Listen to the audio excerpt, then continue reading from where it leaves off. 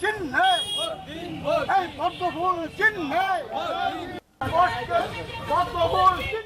শনিবার কোচবিহার পৌরসভার 1 নম্বর ওয়ার্ডের মান্টু দাশগুপ্ত কলোনি এলাকায় প্রচার করলেন বিজেপি প্রার্থী রথীন্দ্রনাথ বোস। এদিন তার সঙ্গে স্থানীয় নেতৃত্বরা উপস্থিত ছিলেন। বিজেপির সব কর্মীরা মাঠে নেমে পড়েছে বলে জানান রথীন্দ্রনাথ বোস। প্রতিটি ওয়ার্ডে ওয়ার্ডে জনসংযোগ কর্মসূচি করবেন বলেও জানান তিনি। এই বিধানসভা তাদের আগে থেকেই জেতা, তাই এলাকায় সাধারণ ভোটারদের সঙ্গে কথা বলার জন্য তিনি প্রচারে নেমেছে বলে জানান তিনি। পাশাপাশি তৃণমূল সরকারকে কটাক্ষ করেন এদিন।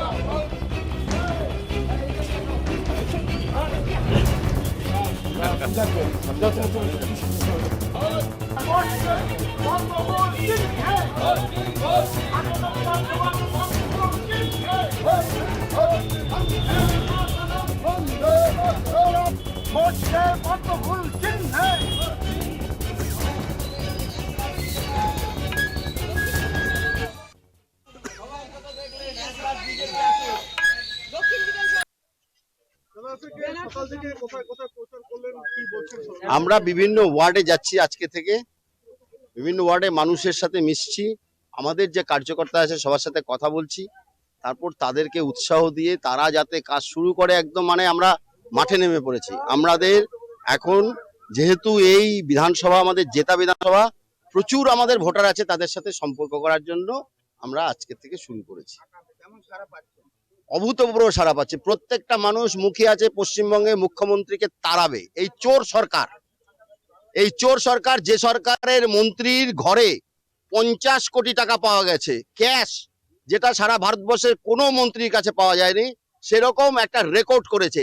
এছাড়া 9 জন এই বিধায়ক এবং মন্ত্রী এরা জেল খেটেছে একসাথে। তো এই অবস্থায় এই সরকারকে মানুষ ছুঁড়ে ফেলে দিতে চাচ্ছে, শুধু সময়ের অপেক্ষা। ভারতীয় জনতা পার্টির সরকার পশ্চিমবঙ্গে প্রতিষ্ঠিত হবে, মাননীয় প্রধানমন্ত্রীর নেতৃত্বে, নরেন্দ্র মোদীর নেতৃত্বে সরকার হবে। যেভাবে অন্যান্য সরকার চলছে 21টা স্টেটে সেইভাবে চলবে, এবং আগামী দিনে কোনো মানুষকে চাকরির খোঁজে বাইরে যেতে হবে না, রুজি রোজগারের জন্য কোনো মানুষকে চিকিৎসার জন্য বাইরে যেতে হবে না, পড়াশোনার জন্য বাইরে যেতে হবে না। এই লক্ষ্য নিয়ে ভারতীয় জনতা পার্টি এগোচ্ছে।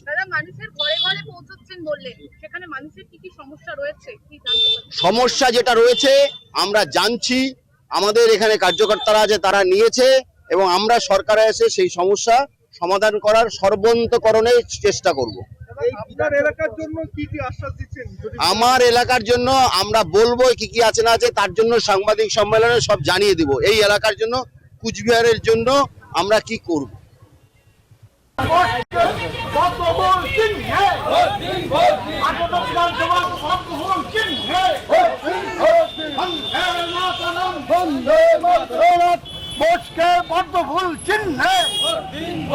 পদ্মফুল চিহ্নে